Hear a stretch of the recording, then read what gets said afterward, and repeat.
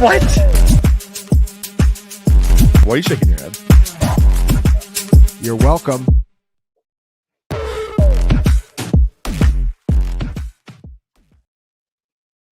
All across the fantasy universe, welcome to the Fantasy Points podcast. Brian Drake here alongside the guru, John Hansen. We have a special one for you tonight on the Fantasy Points podcast. John, I'm 44 years old, but I don't feel weird saying I've grown up listening to you and our guest here, Mr. C, give out information, especially that great Friday show. So it's a great pleasure of mine to be able to sit here with you guys and go division by division through Adam's Insider Notebook.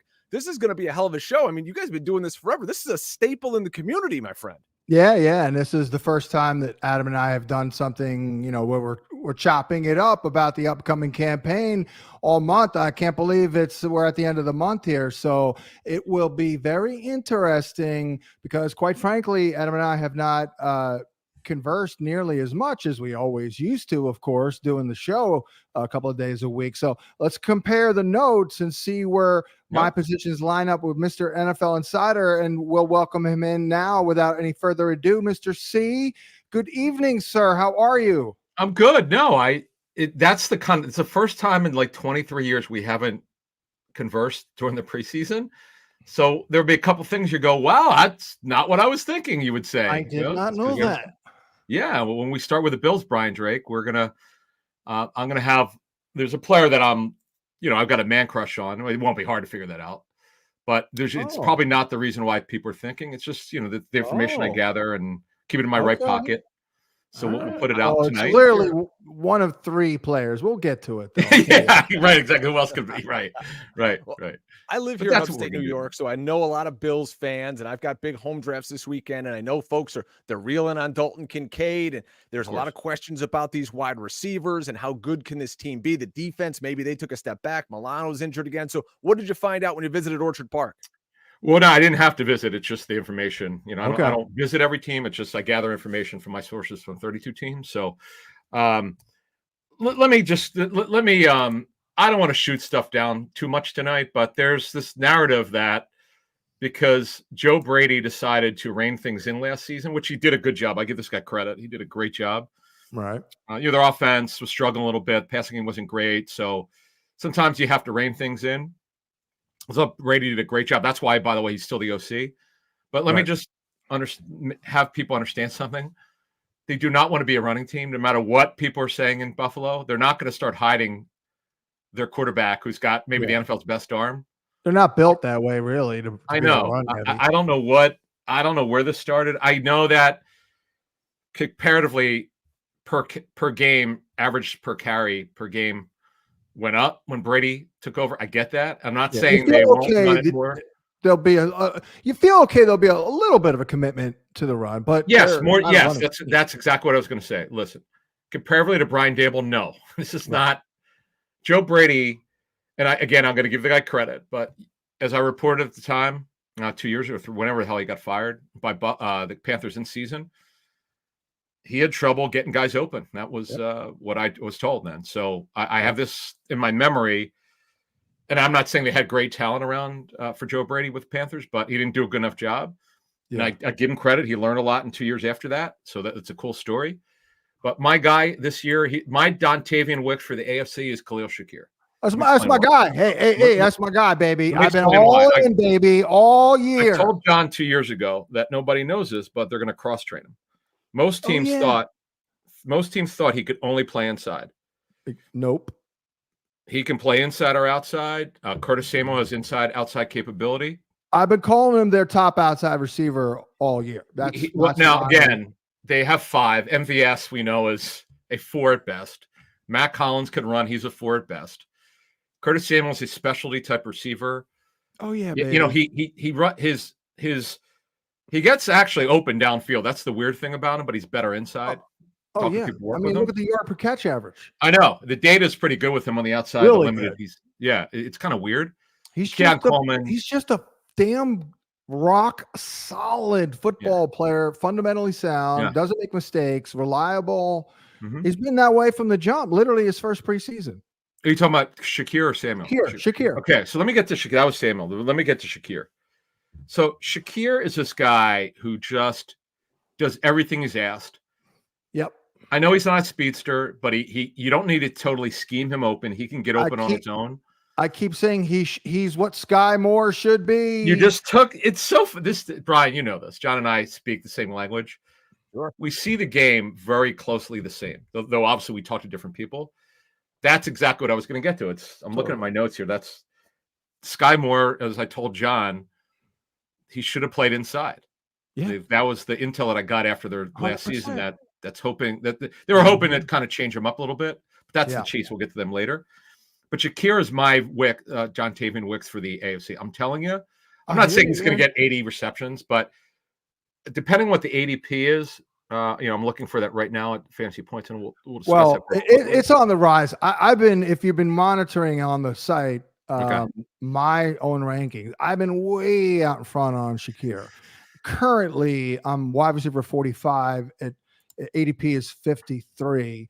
But let's take a look at overall because I'm probably way out in front. I know what round he's going in, right? His sleeper ADP is like 139. Right. Oh, and that is unbelievable. And I hope John and I have this weird thing where in the fantasy industry for obviously a couple decades, for every once in a while, people would blame us for blowing players up on ADP. I don't know if that's true, but people would tell us. We moved the needle a few times. Yeah, right.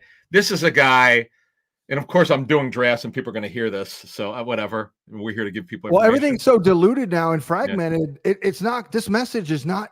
This message is getting to a very small percentage of the fantasy football community. So, everyone out there watching, draft freaking Khalil Shakir. And by the way, I'm going to his ADP in 16 rounds is like 12 to 13th round. I'm taking him as early as the 10th, and I'm not worrying about it. Remember last year, I won a couple of bets. I came on here confident in the data for Shakir for props. Crushed it. Easy. Crushed it. He's good. He just does. He does a lot of things well. He's just not a speedster. I don't care about that. Right. I like players who are coachable, runs good routes. I don't know if he's got a chip on his shoulder, but I've talked to people who work with him. He's just a good kid who's going to be valuable. The cool thing is here without Diggs, they don't have anyone other than Kincaid who commands the football. It's a coaching term where when coaches put together a game plan, okay, Kincaid, we got to get him the ball. He commands it. After that, nobody does. So Shakir's, what about Keon Coleman? Where is he at here? Obviously, he's a little. He's not a separator. You got to scheme him open. Yes, he's got a big body. I don't think he's as slow, by the way, as his 40 time. I think it's a little bit harsh. Right. But if I can only have one guy at receiver, the only one guy I want is Shakir. And we can move on. Do you have anything on my other guy there, Ray Davis? Yeah, I mean, look, Ty Johnson's a change-up special teamer. Cook is not the biggest guy in the world, and what I like about Ray Davis is for a guy who's only 5'8" and a quarter, he's really compact and he can be physical. Downhill, baby. Yep, I know he's an older player because he played for 3 schools. Yeah, but he's 24, turns 25 in November. But this kid will get on the field this season. There's no question about it. And James Cook can't handle a lot of volume. Yeah. So, Ray Davis, also one of the greatest dudes of all time. Yeah, we enjoyed talking to him on Series. Straight up, awesome guy. Now, look, as Brian talked about, their defense, they lose one of the best coverage linebackers in the NFL with Milano. That could really hurt them. Their secondary is you struggle at cornerback. Good. Let their defense suck. I don't give a rat's ass. That's why I mentioned that, because they may have to throw the ball a little bit more than they want. So, but again, before we move on, I just want people thinking like they're going to throw the ball 32 times a game. What planet are you on? It's not happening. Right. So, let's move on. Let's go to the Jets because I've spent a lot of time with people there and just talking and gathering information. I would say this with them, and Rodgers looks great, by the way. He looks phenomenal. Yep. I just wrote in the Good Vibes article, you know what? Closing out the preseason with a good vibe on Rodgers. Knock on wood. I got one knock on wood because we don't want anyone to get fired. But because we don't want to give him bad luck. But there's a running joke around the Jets that all of their returning backups started last year because of injury. So they feel like they've got good depth with a Carter Warren, Max Mitchell, Wes Schweitzer has been a star in the league for Washington. Right. Tyron Smith, knock on wood, he's holding up. This is the best line they put together in years. Give Joe Douglas credit, the GM. He finally got it right. Mike Williams, what I'm told is this. He will definitely play early on. He's getting team reps now. That doesn't mean he's playing a ton of snaps. They're playing us not to play him a lot. It's going to be strictly a medical decision on how much. So their medical staff consulting with the training staff, with the coaches, they'll decide early on how many snaps he gets. But this is an underrated story to help Rodgers out. Alan Lazard, I'm not saying he's the player he once was. He's alive. He's mentally back from whatever funk he was in. I also wrote that today in the article. It's unbelievable. So around the club, he's kind of been reborn. He's not a separator, folks. He fits John. John wants separators. He's not. John's a separatist. So Lazard is not getting separation, but he can go after the football. But between Garrett Wilson, who by the way was their X receiver this year, he's their Z. Williams is their X when he's healthy. Lazard will play probably more earlier on than he has to. Gibson's their third. Corley didn't have a great OTAs, but he's gotten better. Yeah. For Dynasty folks, he's got some value for futures. Not this year at all. He's not draftable. But look, we'll see about minimal upside, but he could be a high catch guy. Not this year. It certainly won't happen. Right, but down the road. Yeah. Down the road, because Mike Williams is on a 1-year deal. And then Tyler Conklin, just be a little careful. I've been on Conklin for 3 years, and it's never happened. And, John and I have been high on him this year, but just understand, it's Wilson's their one. There's a distant number 2 of Mike Williams when his knee's right, when they feel like it. His knee is good, by the way. He's looked good in practice, I'm told. But in terms of what is it going to be what he was before he got hurt in week 3 last year when he tore his ACL at Minnesota? Can't answer that. They don't know. But Conklin will probably be more involved, John, early on. Yeah. But Williams later on, and then I think we got to be realistic. Conklin may not be an every week starter. Let's just be careful of it. Well, a lot of that is touchdown dependent, and I am kind of banking on the Rodgers Conklin mojo and for that to kind of manifest in the end zone. I mean, it's not that big of an ask. Yeah, and I think with Conklin, though, the big thing that the data that the Jets had was that the run after the catch, the data matched the tape, the analytics on him when they signed him away from Minnesota, which is why they gave him a good contract. Yeah, you're not seeing him in the open field lately because of the quarterbacks. Yes, he could really run and he could block. He could do everything. When he was drafted, he was a blocking guy. I swear to God, he was pretty good athlete. He's a pretty good athlete. And then one thing before we move on, Braylon Allen, I know from the scouting community because I talked to a bunch of area scouts. They all share the same information. Braylon Allen was way too finesse. He didn't use his size well, which is why he dropped to the 4th round coming out of Wisconsin. But that has not been a problem in training camp. Jets are super happy for him. He's the unquestioned 2. His pass protection's improved. Now, as much as I'm a Breece Hall stan, as John knows from day one, the only thing is be careful. They're not getting the checkdowns that he got last year because they actually have a competent quarterback. Right. So just be careful of thinking he's getting 120 targets. It's like could get 15 rushing touchdowns on the ground. Yes, that he could have. Yes, but I'm just saying for PPR leagues, he's not getting the receptions that he got last year per game. That's not happening. What other running back is touching the ball in the money area? No one. Oh, Johnny Taylor. Johnny Taylor will. No, on the Jets. Oh, yeah, they're not taking Breece Hall. There's not a single soul on that roster. I don't see that. I know Braylon Allen's a big dude, but no. I just wanted to shoot down because it is true from a college tape standpoint. It is definitely true that Allen's tape showed that he didn't use his size well. Not a problem anymore. Well, so far we're on the same page. It's like we've been working together every day. Well, good. I'm confirming stuff, and I can tell you, Shakir is. What do you before we move on to the next division? What are you projecting stat wise for him, Shakir? I'm keeping it. I think pretty realistic. By the way, let me find him in my overall sheet. I would have gone 60 receptions. You have what, 53? All right, here. This is an example of being ahead of the freaking markets. Okay. His ADP right now 142. I got him at 109. I mean, that's when you print out your cheat sheet and you see a bunch of dudes below him crossed off. You're like, oh, look at this guy lonely up there, all uncrossed off. Khalil Shakir. Boom. That's the secret there. Projection wise, let's take a look. I think you got 53. It's really because he's been good for touchdowns. It's really conservative, actually. I think 60 catches, 785, and 5 touchdowns. I mean, they're going to be. I know they won't play as much 11 personnel as the former OCs, but it's not like they're going to hide Shakir. That he's just been a great story for them. That this is the cool thing. The coaching staff and front office see him the same way. He needs to be on the field. I mean, he may catch 70. Like, well, I got him for 60. Yeah, I got him for 60. I mean, but here's the thing too. Like, I kind of wanted to bump him up, but I mean, I can't go that crazy. Otherwise, like, there's a fine line when I do rankings between like, here's what I think and what I project, but also like, I don't want to draft him 2 rounds earlier than I need to, basically.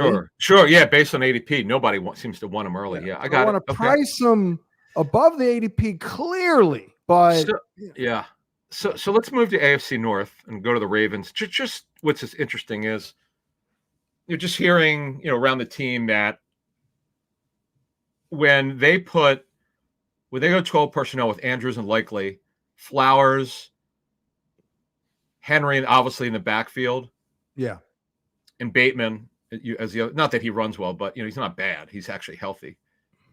It to see their defense, their own defense react to what they have on the field, it's kind of hard for them to know how to stop with Lamar's running.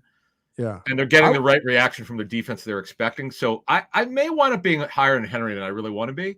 I am. Me too. I'm not, that he definitely has lost a step. That's what the tape showed. That's what the Titans thought. Yeah. But I got 3 drafts coming up, and I got to reevaluate what I originally I've been in on Henry for months, believe it or not. I mean, it's crazy, but let me see where you got him before we move on here. I mean, I don't have him that higher. You got him RB9, 19 overall. His ADP is 20, so you're a hair above ADP. Well, PPR, Brian, he's got him. I'm looking right now. I'm just saying for the site, he's 10th at running back, 24th. So he's going, ADP is 24. Late second round. Would I take him at the? I don't even think he's going to make it there. I think the hype will be too big. No, I think he's going to go early. I think he's going to end up. Well, okay, let me run around 7. Let me run this both of you guys. Who's getting the goal line carries? I mean, between Lamar and Derrick Henry. You would think, right? Yeah, Lamar had he almost played a season without scoring on the ground, I believe. Yeah, dating back to like 2022, I think, and into 2023. I don't think he's a long ass time. Jalen Hurts and Josh Allen. He's not. I don't think to that level around the goal line. And also, maybe they're trying to be a little smart with him. He had the knee issue, a year or two ago. And they're just we got Derrick Henry. Let's use the guy for whatever he's got left. Exactly. Yeah, I'm just you would think so, but I'm just amazed at the reaction that their defense, because Lamar on the RPO, if he fakes it to Henry, of course they're going to crash. The defense is going to crash, right? And that opens up because likely. Though they're going to be heavy 12 personnel, and they'll do some 13, but they're going to be heavy 12. Yeah, they'll play more 12 than most teams. Totally. This I'm trying to figure out, guys, is likely draftable. I've been ahead of this too. I believe he's on my target list. I've made it a point to make sure, and I've mentioned it in stuff I'm writing on the site. Like, he's too damn good to hold back anymore. Well, I'm gonna do this for you. I would put him above way above Chigokonko. We'll get to Tennessee in a couple minutes. I'd put likely above Theo Johnson, who you over. Oh wait, I got likely at 20. I mean, well, I'm looking at PPR. The rankings right now on the site have likely at 25 at tight end. Well, there you go. See, you want the guru rankings, man, and that's on another part of their website here. I'm still doing what I'm normally doing. Oh, I see. Oh, because I have season projections. Okay, I see what you're talking about. So, okay, yeah, I got likely 20, which is, by the way, is ADP, but the ADP is creeping up on me. Like, not that but you bring up a great question: is he draftable? And I have said yes. I like drafting 2 tight ends. Especially in deep leagues. No, but but John, he's a backup NFL tight end. Is my point. Who drafts a backup NFL tight end? This might be the guy. Oh yeah, totally. That's my point. That's why I brought it up. Yeah. I was kind of blown away with some of the things I've heard. Absolutely. The reaction of the defense, and that's what I'm hoping when they play Kansas City. We'll see what my old friend Steve Spagnuolo's got for him. What a chess match that will be week 1. We'll talk about this some other time. Yep. So I just want to bring that up because this could be pretty special and likely could be a big surprise this season. I want to talk about Cleveland briefly. All right, because I'm not excited about anything there except for I know, but they're going to run rookie. Right. They're going to run a lot more 11 personnel than Stefanski's ever done. He's never been an 11 personnel fan. They have to. They have to. Yeah, he's going to do that. You're going to see that. The question is, does that help Elijah Moore, who they're not down on? It's just Cooper's still there. He got his contract redone. It's only, just this season. And Jerry Jeudy, they extended when they at the trade. So Judy's got to be accounted for. He'll be Moore and Jeudy are inside-outside receivers. They could play slot and they could play. They're a Z. So it's like a competition.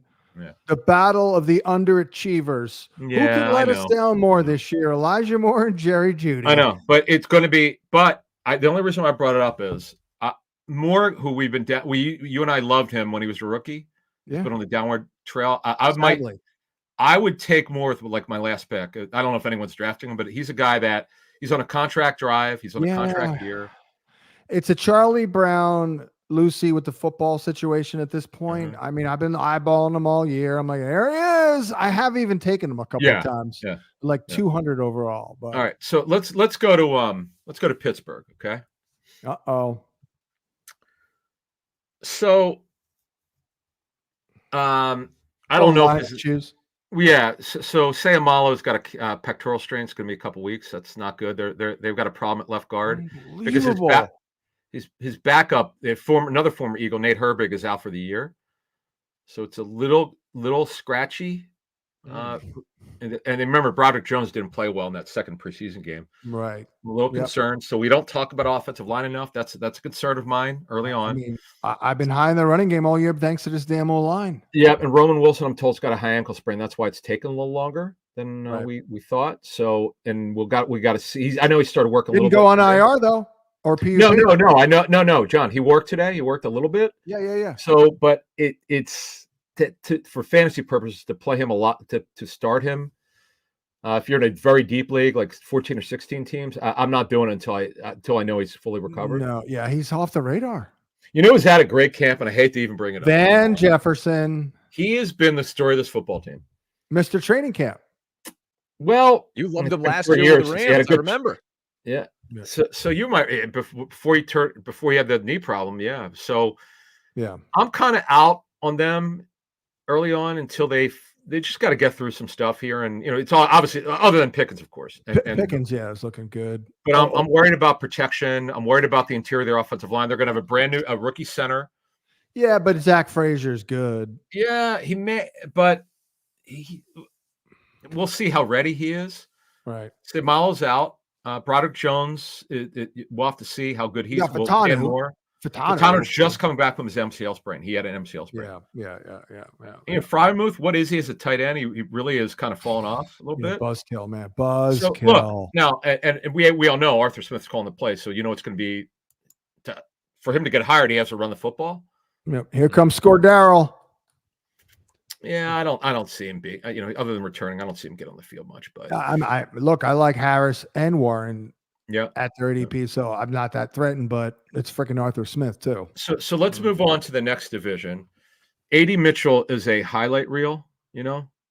Is he most consistent guy? Maybe not, but Dynasty League folks, I need to mention more stuff on Dynasty. Shakir for Dynasty. I should have mentioned that he's a Dynasty League alert. I want this guy any way I could get him in a Dynasty League. I want Roman Wilson for Dynasty. I know, again, this is not so much about this season, for the future. I want him, and I want A.D. Mitchell for the future.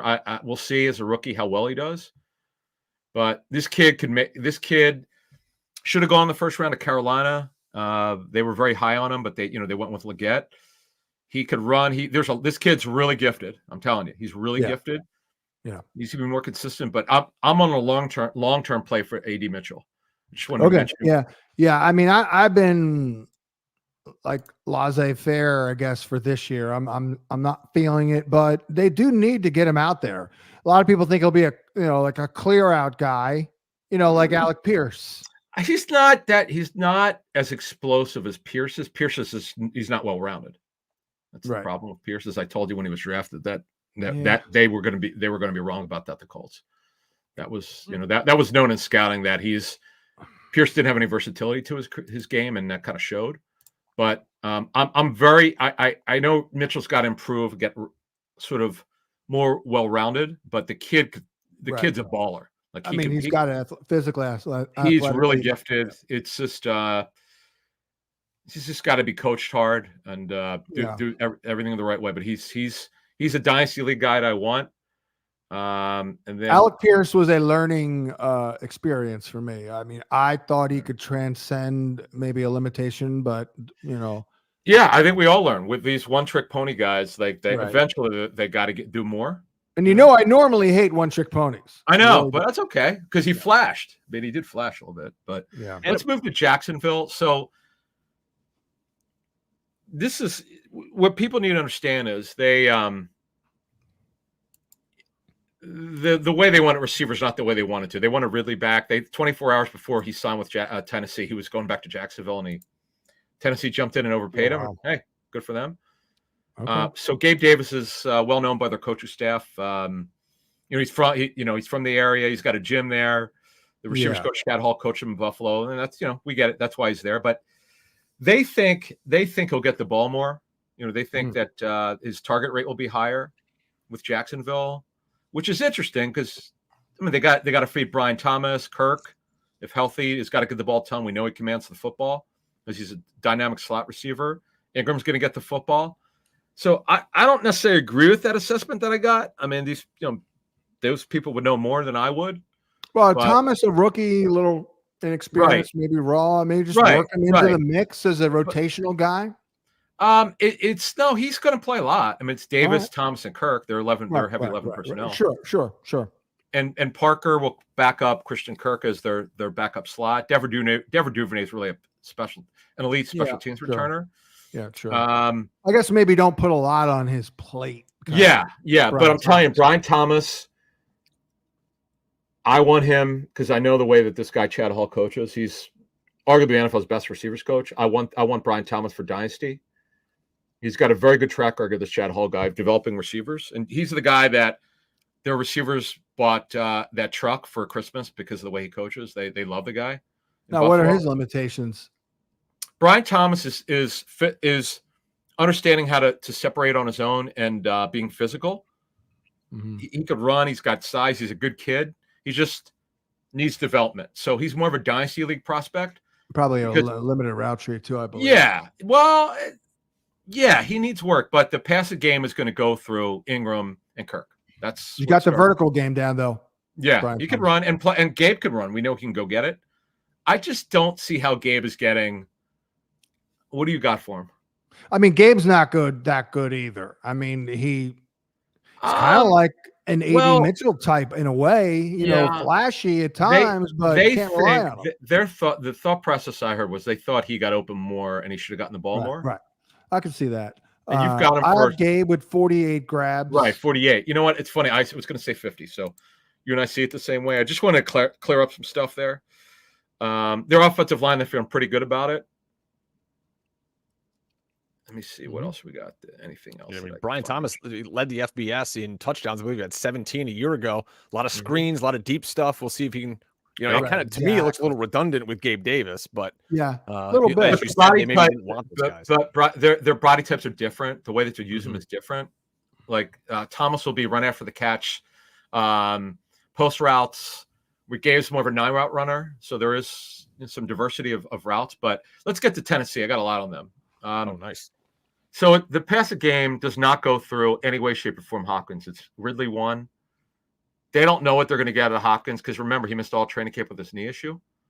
Yeah, and that's one of the reasons why I'm giving Chiggy a little love. I mean, and Burks has been a great story. I got to tell you, I'm not for fantasy, it doesn't matter, but as their top backup receiver, outside receiver, because they didn't know, this staff had no idea because they inherited him. He's been a good story of redemption. He's healthy, by the way.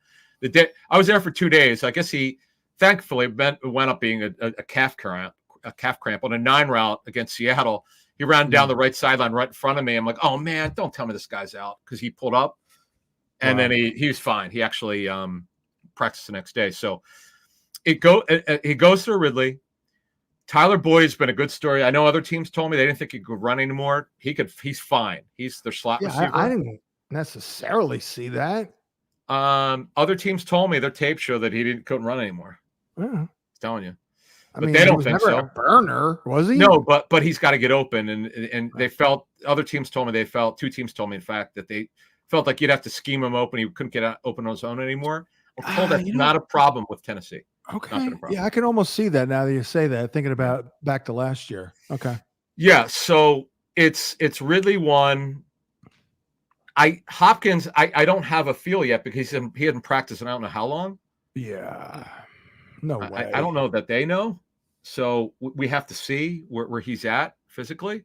Eventually he'll be there too, obviously. That's why they signed him.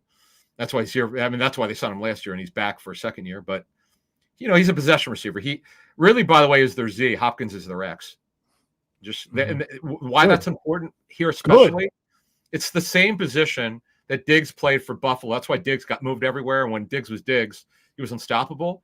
Really, it looks great. Mine's great. Explosive. Yeah, he is moving. He can still run. He looks good. I mean, I got no problem with Ridley as a And by the way, Adam, you don't want him on a Dex because that's when you can isolate him, jam him. Like right. And he's not an X. He's their Z, and he's going to be there. It's Ridley and everybody else. I would not draft Chigokonkwo. I mean, look, I'm not excited about. Yeah, I know he's athletic, but this Josh Wiley, I don't know. He's going to play a bit. Yeah. Right. Wiley. Yeah. He's number 81 out of UC. He's a Senior Bowl guy. Yeah. So, but the big story is Pollard's their clear starter. I like Tajay Spears, but Pollard's their guy. Just so you know. I still love Spears, though. Okay, I'm just telling you where they're at. Pollard blocks better. He's a better pass protector. He catches the ball better. Spears has got juice. That'll help him getting the ball, but Pollard's their lead back. Now, does that mean snap share 60-40, 65-35? They're still working through that. I would think 60-40, 63-37, 60-40. That's the way I see it, snap share. Could vary. Some weeks it could be 60, could be 55-45 some weeks. Pollard's clearly lead back. That's never been in question. By the way, he's making 50 times more than. Remember, when you sign a contract like this, you have to. This guy's the starter going in, unless he plays himself out of it. He's been really good. They're pretty happy with him, just so you know. Oh, I'm sure he's looked good. For what it's worth, and maybe I'll tweak a little now. I am with the exact same number of touches, but with Spears playing an extra game, so on a per game basis. Well, here's the thing: Pollard was not really himself last season because he came back from that fracture. I know. And the scheme. Right. Oh, and by the way, they're running. This is interesting. I was shocked when I heard this because you tell me, did Brian Callahan ever work with McVay? Did they work together? Well, yeah. Well, he worked with a McVay disciple. Right, but they're running McVay's offense. They're a lot of it. Of all the West Coast people, they're running a lot of McVay, which I was kind of surprised. Well, Zach Taylor. Sure. Yeah. Was with Callahan. Sure, right. And maybe that's why I just found it interesting looking at Callahan's background. And not the dad. Not the dad, the son, right? Yes. Yeah. Because his dad worked for Gruden. Yeah, his dad worked for Gruden. Right. West Coast. But they're also one of the things that the other reason why I mentioned it, to help these guys out, they reduce their receivers, that none of them are playing true outside, like really like wide splits. Mm-hmm. You're gonna see them reduced to free these guys open. So they're running a true West Coast offense.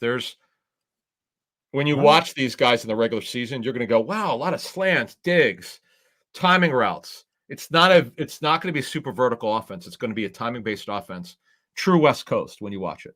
And this will, by the way, help Levis get rid of the ball quickly because in a West Coast, it's going to be out between 1.7 and 2.0. Sounds all right for Chiggy. Yeah, but he doesn't block very well. Yeah. Well, that's the problem. No, exactly. No, I already waved the white flag from last year saying, okay, again, I'm sorry for these damn tweeners. Your offensive line has got, let me see, 1, 2, 3 new starters. Yeah. Latham is really a right tackle. It's playing left. They wanted the Joe Alt. That's who they were going to draft. Right. So Latham's at left. Skronsky's back at left guard. What's that? Right. It's looking good. Yeah. Cushionberry's your center. Petit Foray is fine as a right tackle. Radins is okay as a right guard. Right. They have a little bit of depth. It's going to be better. Levis, if you're struggling in a 2-quarterback league, I mean struggling, he's take him because I trust Brian Callahan and this Nick Holtz guy who's his OC. I know they went to high school together. I trust the way they put this roster together with Pollard and Spears.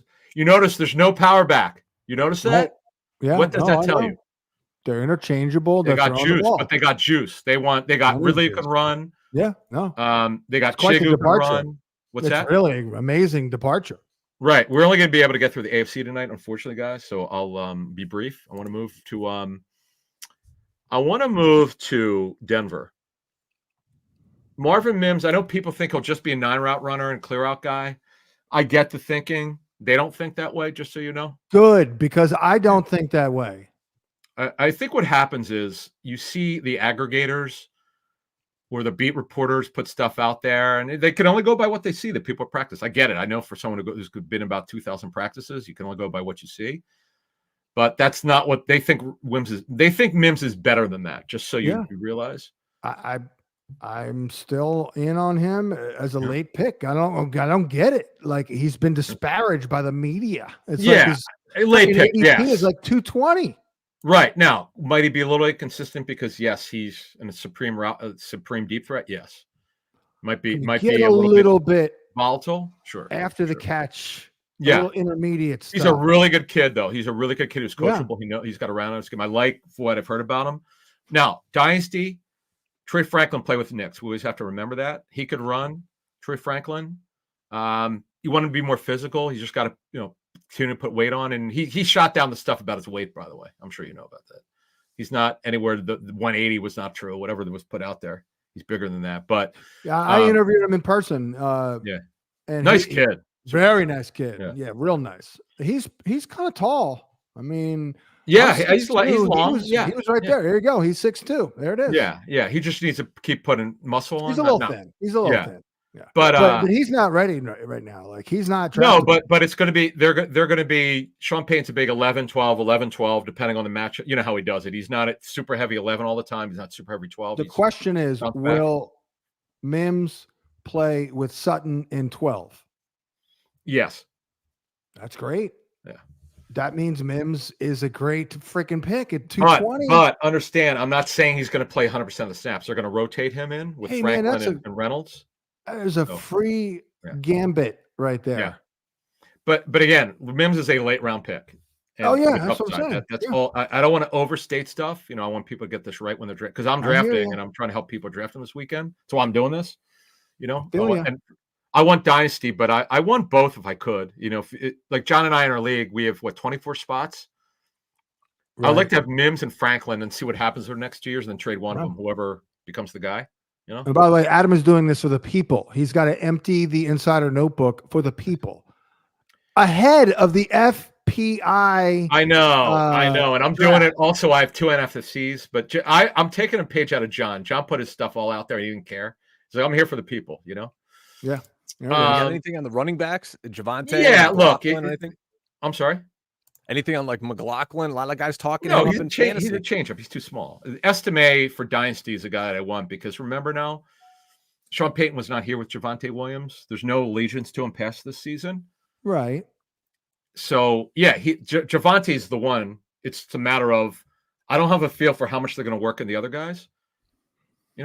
I feel like when you look at it, I don't see Estime playing much early on unless Javonte is really ineffective or hurt. Mm-hmm. Jaleel McLaughlin, I feel like commands touches.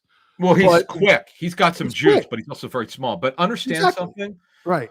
Sean Payton's got a lot of say in personnel. Who was the one back who Sean was really involved in? Aldrich Estime. Right. Understood. And that means a lot, John. I'm trying to tell you that for 22 years. Oh, it always means something, unfortunately, for Dynasty. But, why wouldn't you? And I'm sure Sean Payton is doing just this. Yeah. Why wouldn't you give Javonte every opportunity to take he's their lead back. Yeah, he's their lead back. Yeah. He'll be so what my point was on McLaughlin, they need to get him out there. He's got more juice. They will. He's got more explosive than Javonte. But you're not giving a man more than 9 touches a game. It could be more than that. I wouldn't rule that out. I don't think you're getting much. I don't know. I don't think you're getting much more. He's explosive, though, man. Javonte, as much as we love him, he doesn't have McLaughlin's juice. So keep that in mind. I don't want to. Let's go to Kansas City. I don't want to say that Worthy's ahead of schedule because he's kind of raw. The route running is what I was told needed to be cleaned up, but he's very coachable. Good vibes, I will say. I've been Yeah, down I have all good year. vibes, but again, John, how much does he command the football? Commanding. Oh, I'm not drafting his ass. Right. From a coaching standpoint, this is what I was told. From a coaching standpoint, when receivers coaches always say, how much does he command the football? Do we need to get him the ball 10 times a game in targets? No. He's still going to be a big play guy. Yeah. Kelsey's number one. Rashee Rice has not been suspended, which is shocking. Now I get it; it still could be later in the season, but he hasn't been suspended. So until that happens, he's there too. We got to see what Hollywood looks like when he gets cleared. Oh, I see. Mecole made it. Yeah, well, they need him, and Juju's only there because of Hollywood, and Worthy also, and you don't know how much he plays. It's going to be fascinating because when they're all ready to go, when's the last time Mahomes had this much to work with? Exactly. Well, got to go at least Tyreek. So at least 2021. And their line's great. This is the most talent Andy's had to work with. This could be really special. Raiders, I'm all in. By the way, do you think Samaje Perine can get? I mean, come on, Samaje Perine is perfect. There's like Damian Williams. Well, yeah, because they can't. Clyde Edwards-Helaire. I don't know what's going on with him. Oh, forget that. Some weird. And that Carson Steele's going to be a fullback, right? But let's get to he could be the handcuff. Yes, absolutely. Raiders. I'm in on Zamir White with an asterisk. You have to understand this guy had a major injury history. There were major concerns about his longevity coming out for the draft. I mean, every scouting person I talked to said low grade, won't be able to. We're going to play 4 or 5 years, and that may happen. He's in year 3, but he is the guy. Yeah. Oh, now, you know what I wrote today in the Good Vibes, Bad Vibes article? Yeah. Oh, update. No notable cuts on the Raiders because they don't have any notable players. Yeah, I mean, look, they're going to be heavy. They're going to be heavy 12 personnel. Michael Mayer's their Y tight end. Bowers is their move tight end. I went to their training camp, and it was so obvious what they're going to be. Trey Tucker, when they go 11, it's Trey Tucker, who will be their 9-route runner. A shot play guy. Yeah, I mean he's good. He's been good this summer. And I know Pierce really likes Tucker's explosiveness. Yeah, it helps. Yep. So that's it for the Raiders. Nothing. I got a lot on the NFC, but I'm running out. I got to do something else. All right. I think we can reconvene, Brian. Probably tomorrow, Friday. I'm open, man. I'm home. I'm not going anywhere. All right. Well, you can fit me in, boys. I'll do it. Be happy to do it for the people. Do it for the people. But while we're here, Brian, we're gonna answer these questions here. So, Mr. C, we can boys. Boot him out of there. They're great stuff, Adam. Yes. Guys. Happy to give you more next time. I'll give you more. The great Mr. C, Adam Caplan. Follow him at Caplan NFL on X. And if you're Birds fan out there, Inside the Birds, great show that he does about the Philadelphia Eagles with Jeff Mosher. I listen to that all the time as an Eagles homer.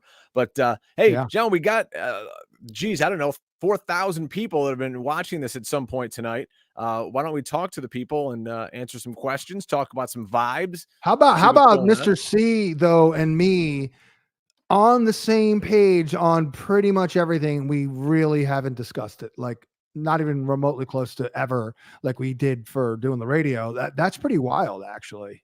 You know what it is? It sets you apart from there's so many of the take bros that are out there, and guys that are just sitting in their basement and spouting off things like you've done. Not even changing any opinions this summer.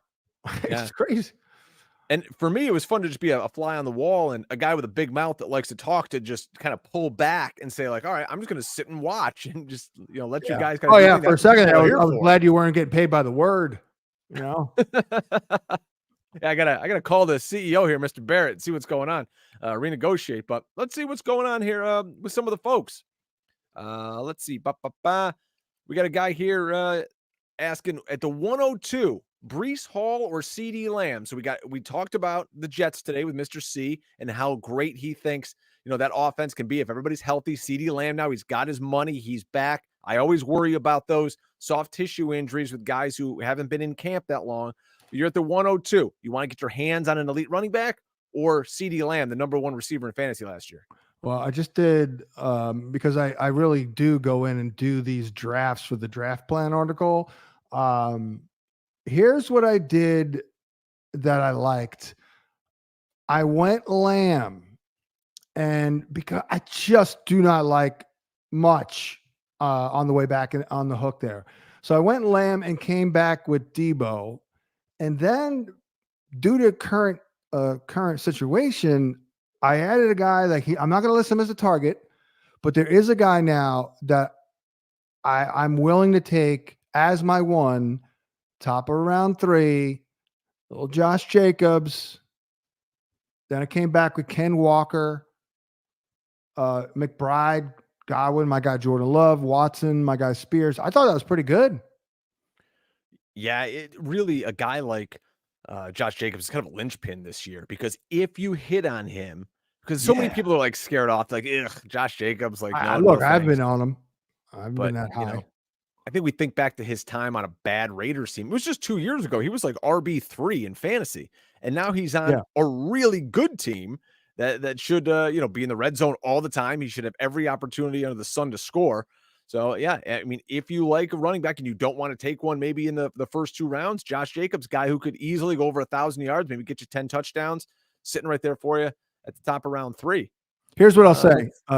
Here's what I'll say.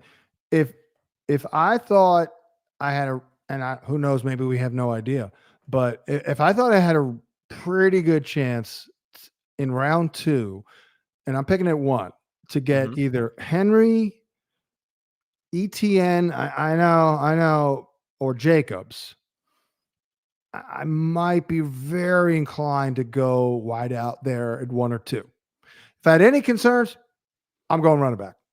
I just don't love, Breece Hall's ADP is like 8. I don't know. It's a little weird taking him at 1, but I'm not being influenced by that. I'm trying to go off of what's the best rounds 2 and 3 after I open at 1.1. You know what I mean? And that's been shifting a little bit. Derrick Henry was allowing me to take Lamb at 1 because 3 weeks ago his ADP was like 24 or whatever. Well, now it's like 19, so it's kind of creeping up. Josh Jacobs, again, this is ADP from before, we found out that AJ Dillon was hurt and that Lloyd a little banged up as well. His ADP, if you look at ESPN, it's like 40. On Sleeper, it's 26. So that's more kind of in line with what you're talking about. Yeah. Getting him at the end of the second round. So really, it depends also when you're in these drafts this weekend, guys, where your buddies are pulling these rankings from. I got a feeling if most of them don't have somebody like FantasyPoints.com in front of them, the shit could be all over the board. I got a draft that's starting here in totally. 7 minutes, John, on Yahoo. I can't wait to see where some of these guys start taking players. But hey, all you folks out there that are watching, we had a big crowd tonight. Do us a favor, hit that subscribe button on our YouTube page. Get us over 10,000 subscribers tonight. Our guy Thomas Tipple will literally do naked cartwheels around his living room. Luckily, he's not on camera. You won't see it. But do us a favor. Go over there, hit that subscribe. You can watch great videos like Hansen and I earlier this week talking to WWE superstar The Miz, Dynasty content, best ball, you name it. It's all there. Hit subscribe on the YouTube channel.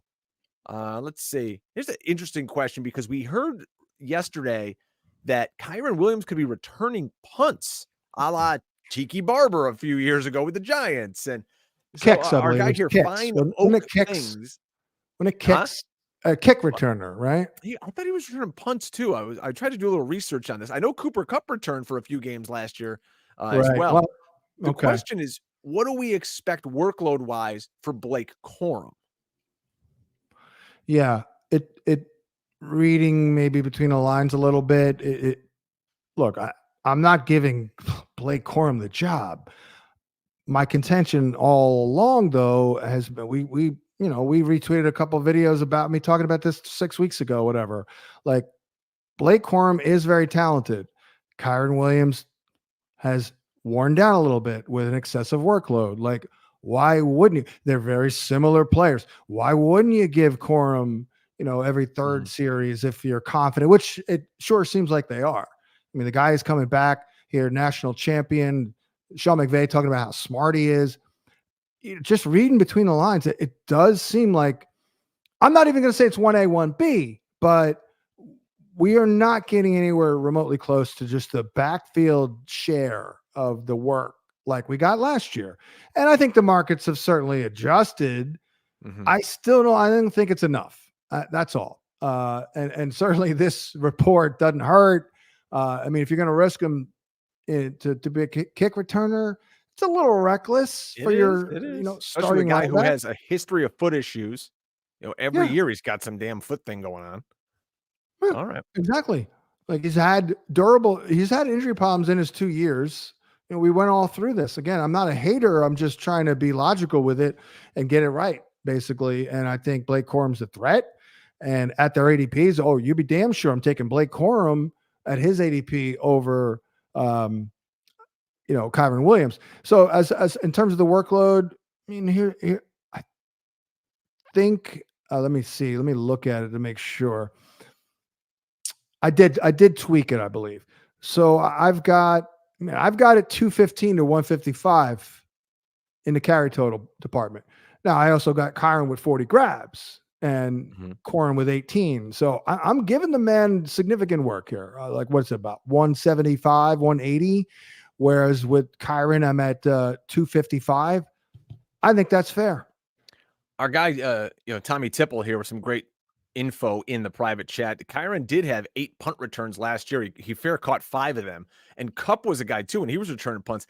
It's fair catch city over here. It's almost like an edict from McVay of like, just go back. We need somebody shorthanded to catch the ball. All right. I'm surprised they don't have a guy like Jordan Whittington, who's a real deep sleeper back there returning some kicks. Hey, if you guys want to play in a high stakes contest, go over to the FFPC. I just did a draft last night. I was the commentator.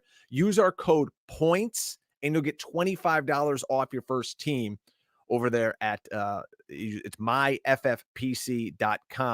is the place to go. But we got a guy who's on the clock here, John, the clock in a draft.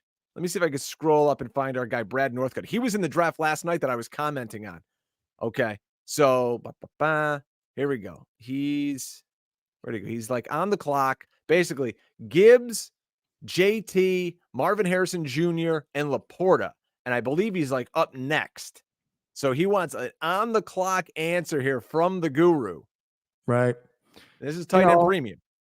Oh, tight end premium. I still can't do Laporta. I can't. It's still too high. So I'll go JT. I mean, it's a safe and steady play, but I'll go JT. Plenty of other tight ends. I just did a draft where it seems like the way the ADP is going right now, by the way, it's fluid, man. You got to go in here and get under the hood multiple times in August.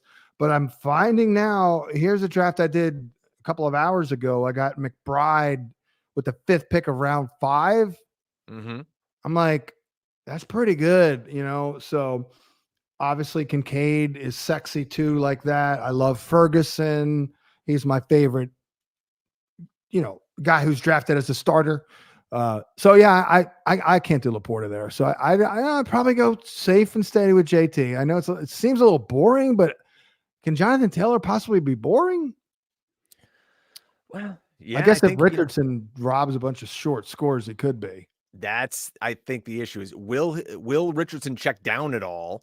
Because if it's that same Hurts style offense, remember, when the Eagles went to the Super Bowl a few years ago with Steichen as the OC, right? They don't throw the running back in that scheme at all. So it's like, that is true. The ball. Yeah. I mean, I'm not like I overinflated his projection. By the way, I'm fine with Gibbs.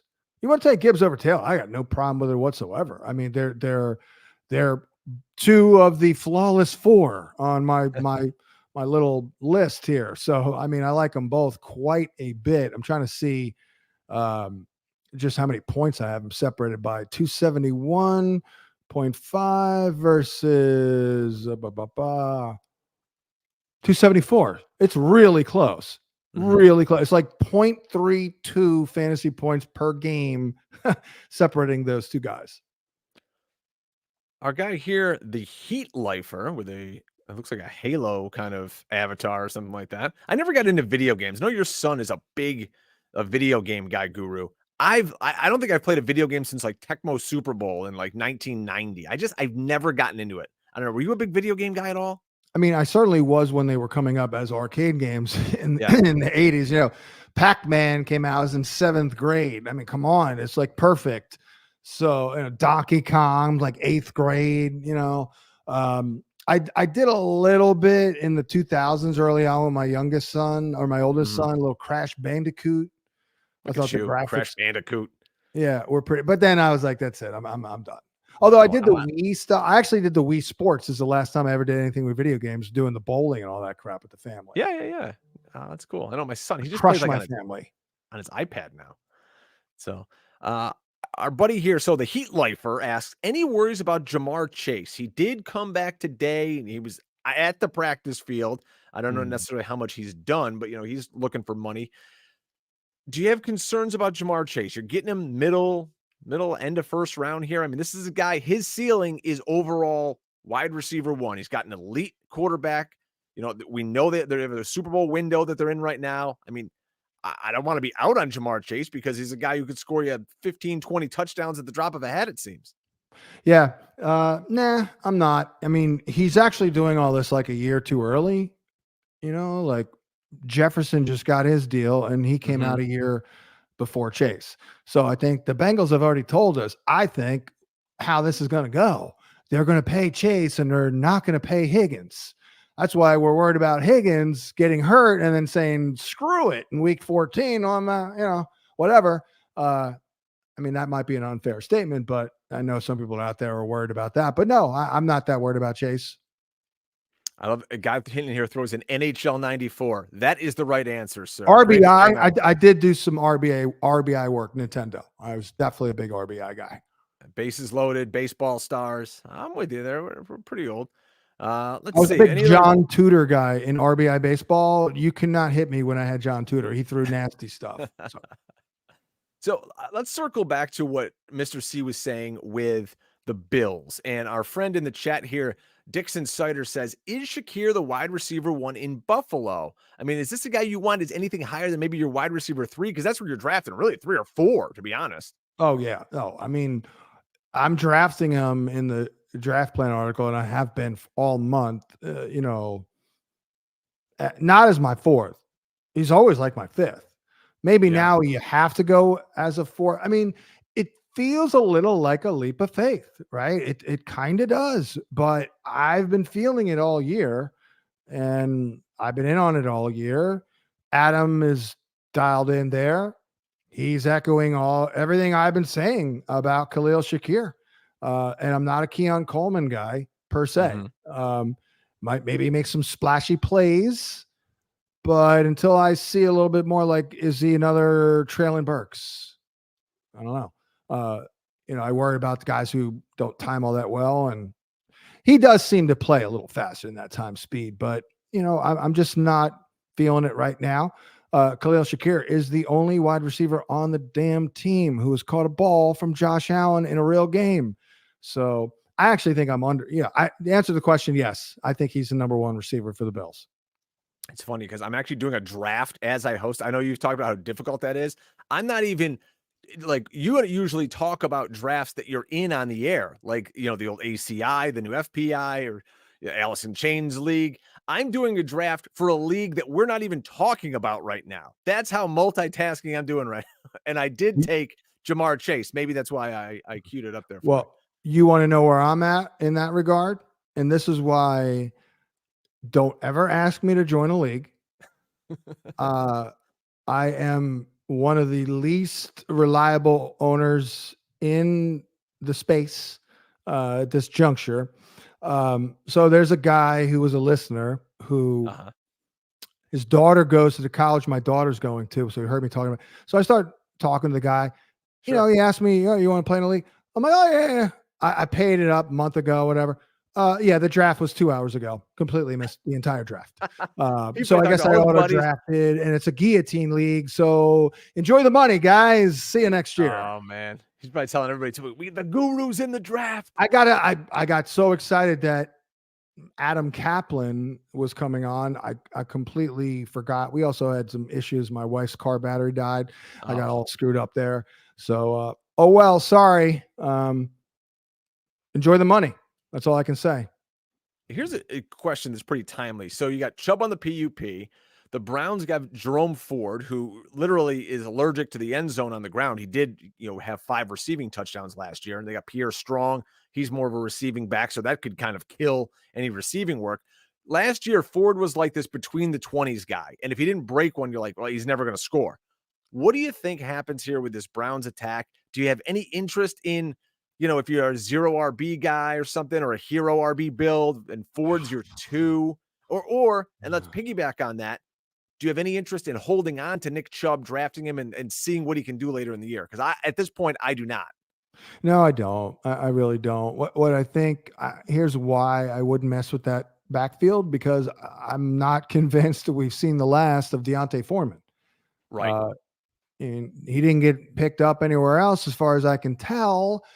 They've got large practice squads. They can bring him right on back. So I liked him as the best pick, but only because his ADP was like 210. All right, Guru, I'm on the clock. Here we go. You guys want interactive stuff here. So it's a full PPR. I took, I think I took somebody on mistake. That's a shame. Did you take Scott Boston instead of Boston Scott? I don't know what happened in the second round. Did I? Maybe I did take somebody. And welcome to the multitasking hell. Hellscape. Let's see. Did I take some? Maybe I did. Oh no, I didn't. I'm coming up soon. You're gonna here we go. Full PPR. I can't wait to see how shot out you are in let's see, 10, 12, 13, 14 years. You get another decade plus of being a dad and all those responsibilities, all the fantasy jobs, man. It's going to be great. You are going to be announcing that you failed to show up for a live online draft as well. Oh, brother, because my real 9-to-5 job, I have the market manager for a brewery right here in upstate New York. I handle 3 Buffalo, Rochester, Syracuse, all these different cities, right? Then I'm doing the morning show. I'm doing podcasts, articles. Today, my son's got cross-country practice at 8 a.m., right? Then I got to pick him up at 9:30. He's got orientation, locker day, whatever. Then the cross-country coach goes, hey, by the way, he doesn't have a physical. Got to take him, get his ass a physical. Then my daughter's got to go, and she's got to go to cheerleading, all over the board today. And then we're here with you guys tonight talking to Mr. C. All right, but we are on the clock, Guru. Here we go. Yeah. Marvin Harrison Jr. is available. Again, I have Chase. Full PPR. Harrison Jr., Barkley, Pacheco. Your boy JT's still there. Gibbs is still there. Wow. No, this can't be right. Who's available? I would take Gibbs or JT. This app is the worst. Oh, Kyron, Derrick Henry, Devontae. I'm not taking Devontae. ETN. Achan, Ayuk. You don't need any other names if Gibbs and Taylor are there. Nah, I was reading the wrong ones. My bad. Oh. Henry, Kyron. Oh. I like Henry over Kyron. How about Achan here? I like Henry more. Fuck it. Guru, we're going with you. We'll take it. Derrick Henry, is he really going to fail in Baltimore? It ain't happening. They're the Ravens. They're freaking unbelievable. That is just an organization that was built brick by brick, seemingly the right way, and they've never really relented. They're just good, and Derrick Henry is a perfect fit. All right. It's funny because I do have 3 monitors in front of me, and I'm doing this draft on my phone because I didn't want the noises to come through on the podcast. Dollar Bill. This is a good question. Dynasty QB question, Guru. He's in a rookie draft. This should be pretty simple. Jaden Daniels or Michael Penix for the future. Come on. All day long. Jaden Daniels. No question. Worried about his O-line, long-term durability concerns, but if he does stay on the field, he should be an absolute stud. He's got it. He's absolutely got it. Game's not too big. Maybe he doesn't have a cannon, but man, he runs like a gazelle and he throws that ball right down to the right spot. Great ball location downfield. Anticipatory throws, pretty good. processes well. I mean, there's a ton to like about Jaden Daniels. Yeah, he's a guy. If you read Scott Barrett's Anatomy of a League Winner article, he loves Jaden Daniels. He goes, you can wait forever. And I've seen it in drafts and in your home leagues this weekend, guys. Jaden Daniels is going to be like the 11th quarterback taken off the board. So you can just wait forever. Your buddy's going to be like, we start quarterbacks in this league, right? You can wait forever. You get Jaden Daniels, you get Caleb Williams, you'll be fine. I like Williams more than Daniels this year. I mean, he can run a little bit too. He's got some sneaky legs. I mean, Jaden Daniels could easily run for 400 yards with 5 touchdowns on the ground easily. Mm-hmm. No, I'm with it. Let's see if we got any other good stuff here. At the 101, you're on record as saying, hey, you're not a CMC guy this year. This gentleman here is asking about CeeDee Lamb. Mike the Miz, in our show we just did earlier this week, he was holding your feet to the fire about it. CeeDee Lamb or a running back, Guru? I mean, I have noticed that Derrick Henry's getting drafted earlier in round 2, even ETN.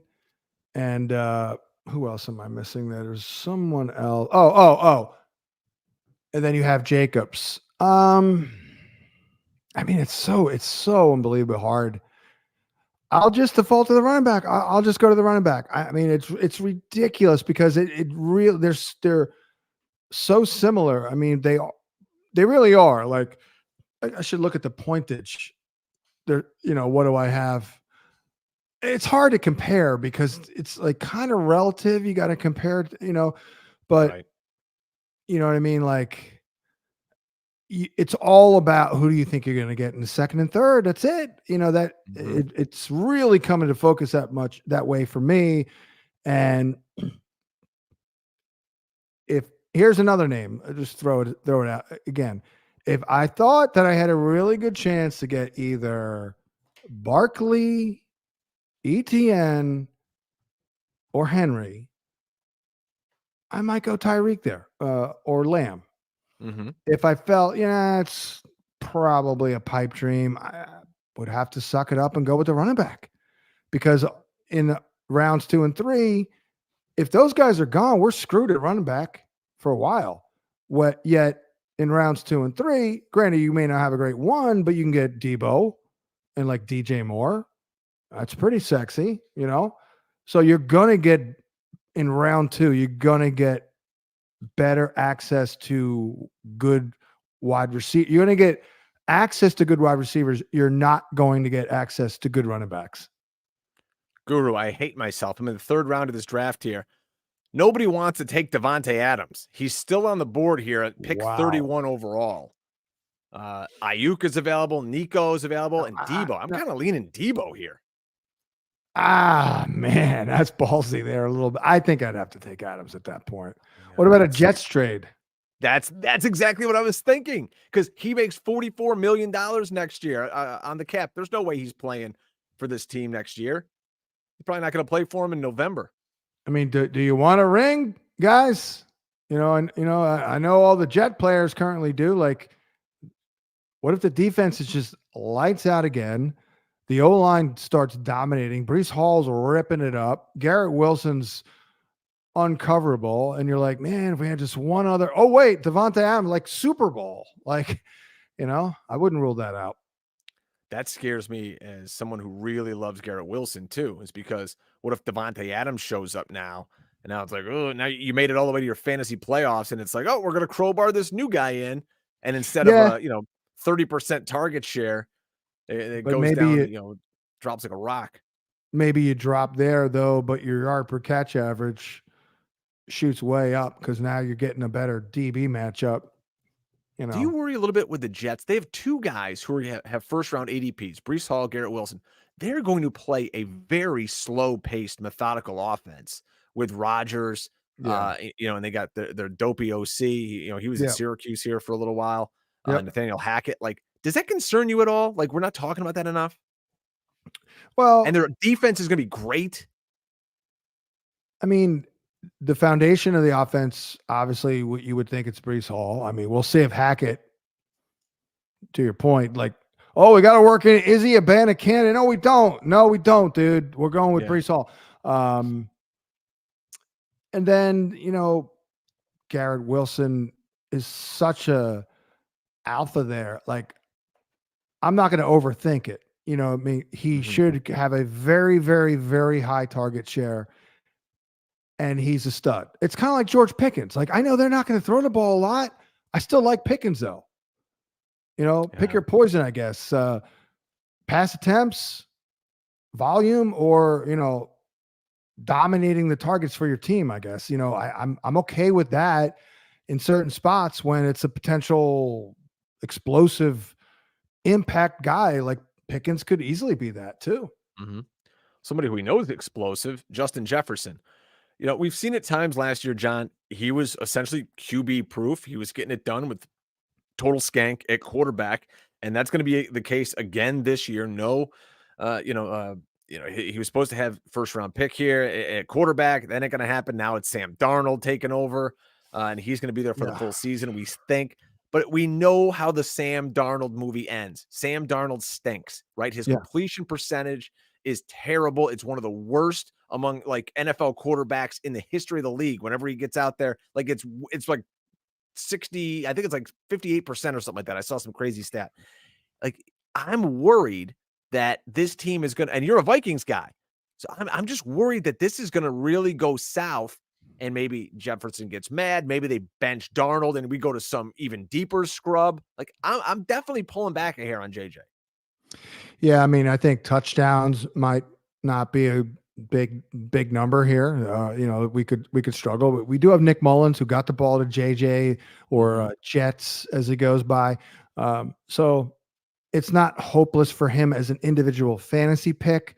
However, I think it is hopeless for the Minnesota Vikings this year. Therefore, I will not be making Justin Jefferson a fantasy pick just because I don't want to be involved in bad vibes. I'm really, really wondering what the hell they're going to do at running back if Aaron Jones goes down. I like Ty Chandler going into last year as a deep sleeper. Nobody was talking about him. I was. But that said, I don't think he's an ideal two. I think he's a good complementary guy. I don't want him as my guy if my starter goes down, though. I don't know. Maybe I'm underselling him a little bit, but man, they are perilously thin at running back right now. They're deep at wide receiver, ironically, but that's a moot point in some ways because we lost our damn quarterback, and we've, not to mention the Hawkinson thing. Nah, the Vikings are gonna. It's not going to go well. They're like 7-10 this year. A team that would do, like I like to use that line, naked cartwheels down the highway. They would kill to do any of those for 7 wins. The New England Patriots, they are going to be in a fight for the number 1 overall pick. Our buddy Robert here in the YouTube chat asks, who is the wide receiver 1 in New England? I mean, I'm looking at their depth chart. Pop Douglas, Jalen Polk, KJ Osborne, Tyquan Thornton's getting a ton of work. Right. I mean, I don't want to draft any of these guys. Let's be honest. Unless I'm in like a 14-team league, like, when we get to the Fantasy Points Invitational this week, then, these Patriot receivers are going to come off the board. In a 12-team league, I don't want any of these guys on my team. Right. By the way, do you know who else was 7-10 last year? Good, competitive. Quarterback went down. The Jets. So, I mean, that's what we're looking at here. And the Vikings, by the way, they were 7-10. Of course, their quarterback went down. So ours went down before the damn season even started. So it's a lost season. So sorry about that. I got distracted there. Who are we talking about again? New England. Yeah. It's Douglas. And then let's see here. I know Osborne was making, oh God. This is so disgusting. I mean, it has to be Douglas and then like Polk, but I don't know. It looks like Osborne is going to be over him on the depth chart. I don't know if these are good depth charts I'm looking at here, but I would say Douglas and Polk. Who's third? Probably Osborne. Who's fourth? Let's go with not Tyquan Thornton. Although I guess he made the team. Keishon Boutte. Boutte. Boutte. I actually talked with him. I asked the guy directly, is it Booty or Booty? And then he was like, dude, I've heard that way too many times. So I'm like, all right, sorry. Boy, I'm just gearing up, buckling in for some serious mediocrity here for a long time in New England. That's what I'm saying. I know Drake may improve this summer, and maybe he gives him hope, because if you have a good quarterback and he pans out, now we're back. But I'm not so sure he's going to be great. And the rest of the roster, I don't know, man. If you're the Patriots, why aren't you shopping Jacoby Brissett to maybe the Vikings or somebody else? Like, just start Drake May.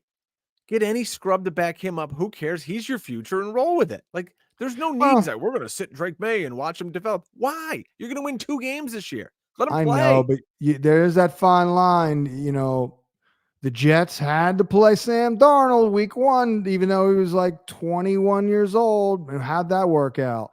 Then a couple years later, had to play Zach Wilson week 1, didn't they? How did that work out? Meanwhile, you got Mahomes over here sitting for 15 damn games. So I do think you can. I know it's a fine line. I really do. And I'm usually a play him early kind of a guy. But in some cases, in Drake May being one of them, you guys, you're not going anywhere. So why risk it in that regard? Like, why race the Lamborghini when no one's watching? You're not going to win a race, so don't risk it. I don't know. Make sure the road conditions and the weather's good, and then maybe we'll bring it out in a little while here. But no reason to just trot it on out there and hit the pedal to the metal. I'm just extremely underwhelmed by everything they've done for years now. It's just really bad. And what about the backup running back? I mean, what the hell are they doing at running back here? They dropped Kevin Harris. I didn't think he was great, but I thought he was a good backup foundational guy. Now you got Gibson and Jermichael Hasty. Yeah. And I mean, so Stevenson, who's never the picture of health, if he goes down, then, Gibson shoots up. But again, Gibson's a guy you can't trust. And, Hasty was in and out of the lineup whenever he played a little bit in Jacksonville. It is light. But Gibson, to me, I'm like, he seems like at this point in his career, kind of like a PPR special, one of those kind of guys. But yeah, Stevenson can catch the ball. Stevenson's not a guy you want to take off the field on 3rd down. No, I know, which is, again, I was underwhelmed with that signing. Like, what are you doing? Oh, Bill Belichick left the building. Now you're just going to sign fumbling guys. I mean, he is a good receiver out of the backfield. He is a weapon. I've been saying for years now, like, what the hell do I know? But can we get a slot receiver who's a freaking threat after the catch here, guys? Or hello? Like, have you seen the rest of the league? Hell, you guys started a lot of that crap, almost 20 years ago now. But anyways, I remember saying that, why don't they take Jerry Jeudy in the draft? Like, I know Judy's been a little bit of a bust, but I just don't like the way they go. Like, oh, let's go old school with Tyquan Thornton. No, how about no? I mean, he, raw guy, speed guy. I don't know. It's just kind of annoying at this point to see they're drafting the receivers. You got to see this team I'm putting together here, Guru. I'm crushing it here. I'm to the point now. Jalen Polk. Who do you get drafted by? Patriots? Yeah. He sucks. He's going to suck. So I followed up this team that I'm drafting here on the side here. Right now, you start 3 receivers and a flex receiver, right? My 3 receivers, this is phenomenal. I'm all about it. Jamar Chase, Devontae Adams, Malik Neighbors, throw Rashee Rice in the flex, full PPR. I got Derrick Henry back there. I'll take some shots on running backs later.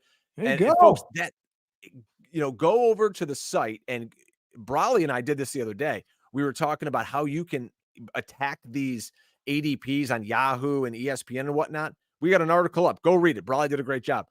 It's incredible the values that fall in these leagues, in these home leagues, especially. People look at the ADP, you just scroll down like, oh my God, what is this guy still doing here? So it pays to be a Fantasy Points subscriber. Yeah, because at this time of the year, we're getting ready. What we're doing here collectively as a group here, as a movement, is we're basically just taking other people's money. right? Like, oh, welcome to the league. Good luck. Thanks for the money. Yeah. Well, I don't want to keep you here all night, Guru. Lastly, let's just say someone's drafting this weekend. Just give them kind of their overarching, the elevator pitch on what they should be doing walking into their half PPR draft. Get a running back with one of your first 2 picks. I mean, make sure he's good. Don't settle on trying to think of somebody who'd be a good example of like that I'm not going to buy into in round number 2. I'm kind of warming up on Josh Jacobs. If it's like, it's ironic because I don't like Jacobs as a pick as my RB2 at all, but I might do it if I happen to open up wide receiver. Because don't take Rashad White at the end of round 2 just because I said take a running back, one of your first 2 picks. Prepare to get either Hall, Robinson, Taylor, Gibbs, Barkley, Etienne, or Henry, basically. Also at running back, I would this year, if you're talking about a perfect draft, I would place a little bit more of a priority on that RB2 spot. I like Ken Walker quite a bit as a pick there. Still in on Rashad, by the way, as a pick there. Cook, I like as well. Moving on to wide receivers. Get into wide receiver business, but I wouldn't go crazy. I think 2 in the first 4 rounds are fine. I don't think we need to go that crazy this year. I mean, I do see a drop off, only a certain number of studs, a lot of sameness with the guys in like 3rd, 4th, 5th, and then like 6, 7, 8. There's little tiers of sameness and all appealing at the tiers. So, you can go, if Khalil Shakir is your 4th receiver, that's pushing it. But if Khalil hits, like, you're probably loaded elsewhere. You're going to kill. Tight end, I mean, I'm flexible there. I've always been flexible. I have been noticing that in round 5, if I'm picking at the top of round 1, I'm starting to see McBride slip a little bit there, which wasn't appealing to me. But ideally, quarterback and tight end, I like to hold off and get a little bit more value. And I love Jake Ferguson as a pick this year. And of course, my quarterback is Jordan Love. I'm giving out a lot here. But yeah, that's the meat and potatoes of it. But I've got a lot of other players. Like I haven't adjusted my target list really, like a little bit. A couple of like low end guy, like I had Deontay Foreman in there. I took him out. But really, like, no real big changes here from the entire offseason analysis. Remember, I was doing serious February, March, April, May, well into June on this and in this daily, so I'm not doing that anymore. But again, I haven't really changed up much of my opinions, which I think is a very good sign.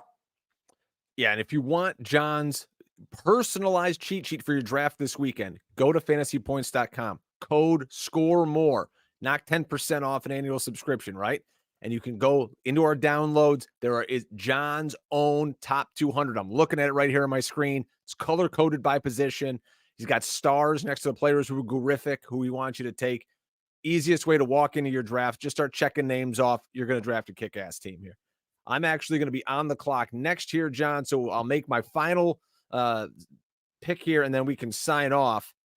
Let's see. God, there's just so many damn running backs. You just want to keep, or receivers. I want to keep taking them. But at some point, I got to fill out the rest of my starting lineup. Yeah, exactly. So, the running backs do run dry around like round 9, like super skank. Oh, all right. I'm on the clock here. I can go Kyle Pitts. I can go Turd Ferguson at tight end, receiver or running backs. Ramondre, Najee, Zamir, Javante Pollard. So that's kind of a crap tier. Quarterback. I mean, there's a million quarterbacks here. Murray, Prescott, Love, Daniels. I mean, I think you need to get a running back here, I think. Oh, boy. I think of all these guys, and Mr. C was talking about it. He doesn't love the Steelers, but I like Najee. I think he's going to get the rock a ton this year. That's not bad. It's not bad. It was either him or Javante for me. Yeah, let's go. I bet we get Javante a little later, too. So, and Jalen Warren, how this team makes Jalen Warren is hurt right now, by the way. Yeah, and they're going to pile the rock on him. And Najee Harris, again, not a zero in the passing game. He's sneaky in that regard. Got to watch John, out for the damn slow start, but he's been rolling in the second half the last 2 years. Nobody gets more touches. And you've brought that stat up a few times here than Najee Harris. So thanks to Mr. C. Maybe we come back, we do it again. We get the NFC in on Thursday or Friday. And, hey, why not? We're here to have fun. We're here to entertain the folks. He's just sitting at home, John. He wants to get that info out for the people.